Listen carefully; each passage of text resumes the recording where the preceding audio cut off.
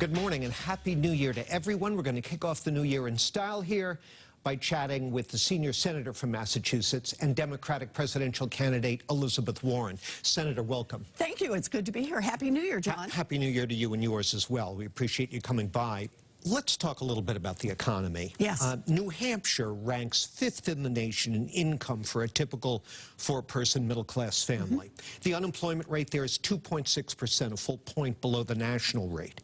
So by these and other measures, Senator, times are pretty good in New Hampshire right now, but you insist the state and the nation needs, quote, bold structural economic change. What's your pitch to New Hampshire voters who may recoil from that because the status quo isn't that bad for them? Well, I don't know. It kind of depends on who you talk to out there. So, for example, New Hampshire has one of the highest levels of student loan debt. Think about that. A generation ago, I could go to college for $50 a semester. That's how I was able to finish my 4-year degree and become a special education teacher. That's real opportunity. Opportunity you could pay for on a part-time waitressing job. Today, that opportunity is not available to our kids. State universities end up putting kids tens of thousands of dollars in debt. And the kind of debt that it takes 10, 20, 30 years to pay off. That has implications both individually.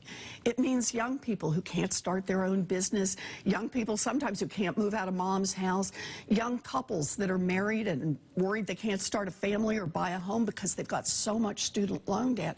And it holds back our economy. So look at it this way. GDP has gone up. You're absolutely right. The stock market has gone up. But most of that new income growth is going to the top.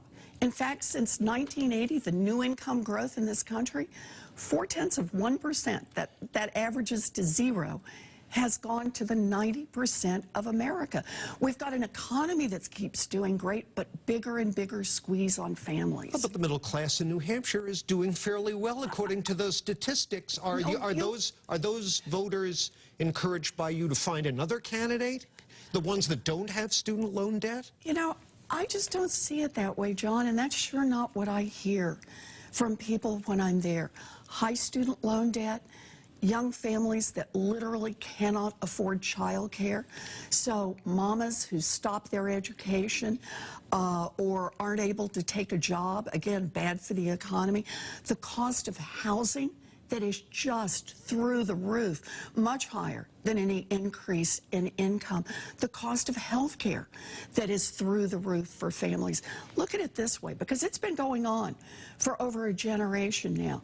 Wages adjusted for inflation, largely flat, at the same time that the cost of housing, the cost of health care, the cost of child care, the cost of sending a kid off to college have all shot through the roof. Families, instead of being able to save money, are in debt. They're trying to take care of their parents who are seniors, trying to save for their kids and save for their own retirements. The middle class squeeze is real, John.